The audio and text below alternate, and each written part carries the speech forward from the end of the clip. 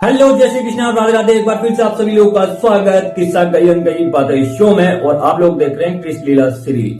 दोस्तों, कल के एपिसोड में हम लोगों ने जाना कि भगवान श्री कृष्ण ने किस तरीके से दावाग्नि पी करके ग्वाल बालों की रक्षा की, और साथ में ये भी जाना कि जब नंद बाबा और पूरा गांव जो इंद्रदेव की पूजा की तैयारी कर रहा होता है, तो भगवान श्री कृष्ण ने क्यों गोवर्धन पर्वत की पूजा पर जोर दिया। तो आज का ये एपिसोड और भी ज्यादा खास होने वाला है। तो अगर आप लोग इस वीडियो को YouTube पर देख रहे हैं तो चैनल को सब्सक्राइब करना ना भूलें, और अगर आप लोग इस वीडियो को Instagram या Facebook पर देख रहे हैं तो फॉलो करना ना भूलें, क्योंकि हम लोग आप लोगों के लिए ऐसे ही धार्मिक सीरीज लाते रहते हैं। चलिए दोस्तों, ज्यादा देरी न करते हुए करते हैं आज की इस कृष्ण लीला एपिसोड की शुरुआत।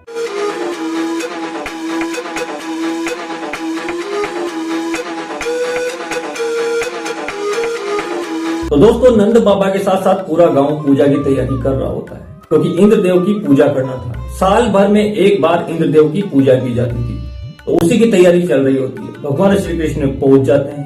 पहुंच करके नंद बाबा से पूछते हैं कि किसकी पूजा की तैयारी हो रही है और कैसी पूजा की तैयारी हो रही है। तब नंद बाबा जवाब देते हैं कि हम साल भर में एक बार इंद्रदेव की पूजा करते हैं, क्योंकि जब वो वर्षा देते हैं उसी वर्षा से फसल अच्छी होती है। उसी वर्षा से हमारे पास जो गोधन है, हमारे पास जो गाय हैं, उनके लिए चारे की व्यवस्था यानी घास की व्यवस्था भी उसी के जरिए होती है। तो इसलिए हम साल भर में एक बार इंद्रदेव की पूजा करते हैं। इस बात पर भगवान श्री कृष्ण बोलते हैं कि हमारे पास जो गोधन है यानी हमारे पास जो गौ माता है, उनके चारे की व्यवस्था तो गोवर्धन पर्वत करता है। तो जब हम गायों को लेकर के जाते हैं तो घास के रूप में आहार की व्यवस्था गोवर्धन पर्वत के जरिए होती है। इस वजह से हमें गोवर्धन पर्वत की पूजा करनी चाहिए। और जो गौ माता हमारे पास है, जिनसे हमें दूध प्राप्त होता है और दूध से हमें दही माखन वगैरह मिलता है, तो क्यों ना हम उस गोवर्धन की पूजा करें।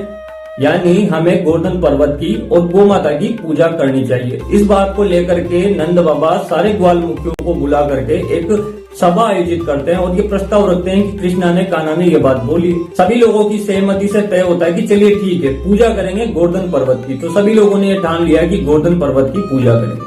तो जैसे ही पता लगता है इंद्र को कि मुझे छोड़ करके सभी लोग एक साधारण से पर्वत की पूजा कर रहे हैं, अब उसकी पूजा अर्चना होगी मेरी पूजा को छोड़ करके, बस इसी बात को लेकर के इंद्रदेव को काफी ज्यादा क्रोध आ गया। उस क्रोध का असर ये देखने को मिला कि उसने तुरंत बादलों को आदेश दिया कि आप लोग जाओ और इतना बरसो कि त्राहिमाम हो जाए।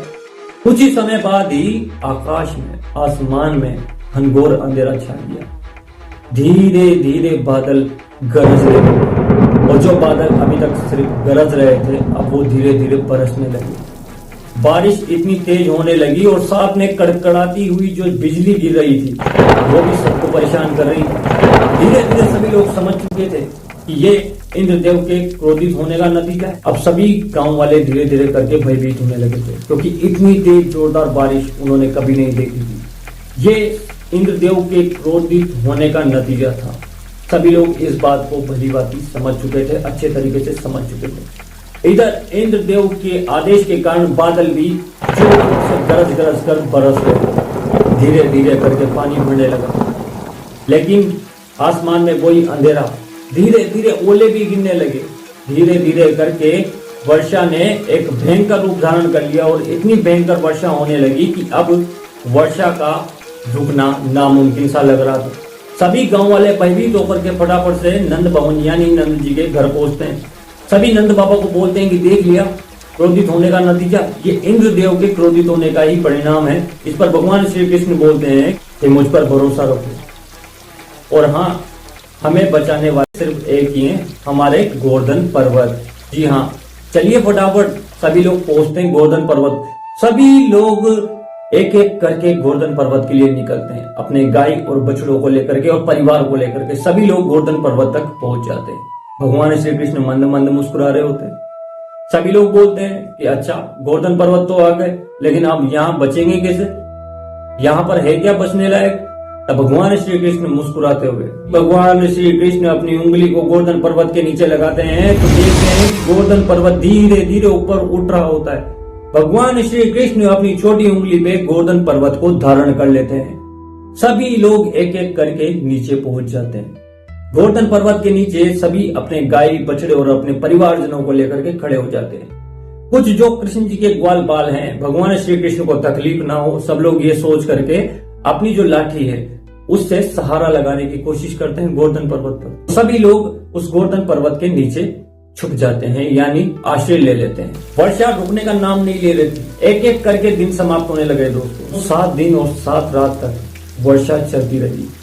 7 दिन 7 रात भगवान श्री कृष्ण अपनी छोटी उंगली पर, यानी अपनी कनिष्का उंगली पर गोवर्धन पर्वत को उठाए रखे। 7 दिन 7 रात के बाद इंद्रदेव का घमंड टूटता है, इंद्रदेव का अहंकार टूटता है। इंद्रदेव समझ जाते हैं कि ये कोई साधारण बालक नहीं बल्कि परमपिता परमेश्वर है। इंद्रदेव फटाफट से गोवर्धन पर्वत के पास पहुंचते हैं। वहां जाकर के भगवान श्री कृष्ण से माफी मांगते हैं कि मुझे माफ कर दीजिए, मैं आपको समझ नहीं पाया, मैं आपको जान नहीं पाया, लेकिन अब पूरी तरीके से जान चुका हूँ। इस पर भगवान श्री कृष्ण उन्हें माफ कर देते हैं। इंद्रदेव भी उनकी स्तुति करते हैं। तो दोस्तों, इंद्रदेव जब क्रोधित हो गए थे तो इस तरीके से भगवान श्री कृष्ण ने सभी की रक्षा की, सभी ग्वाल बालों की रक्षा की।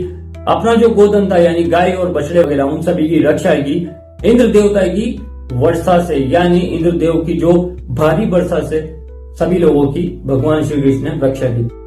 तो दोस्तों, उम्मीद करता हूं कि आपको आज का ये हमारा एपिसोड अच्छा लगा होगा। अगर आपको आज का ये एपिसोड अच्छा लगा हो तो चैनल को सब्सक्राइब करना ना भूलें, बेल आइकन को प्रेस करना ना भूलें, और अगर आप लोग इस वीडियो को फेसबुक या इंस्टा पर देख रहे हैं तो फॉलो करना ना भूलें, क्योंकि हम लोग आप लोगों के लिए ऐसे ही धार्मिक सीरीज लाते रहते हैं। तो चलिए दोस्तों, आज के एपिसोड में बस इतना ही। मिलेंगे आप सभी लोगों से अगले एपिसोड में। तब तक के लिए आप सभी लोगों को जय श्री कृष्ण और Radhe Radhe and bye bye.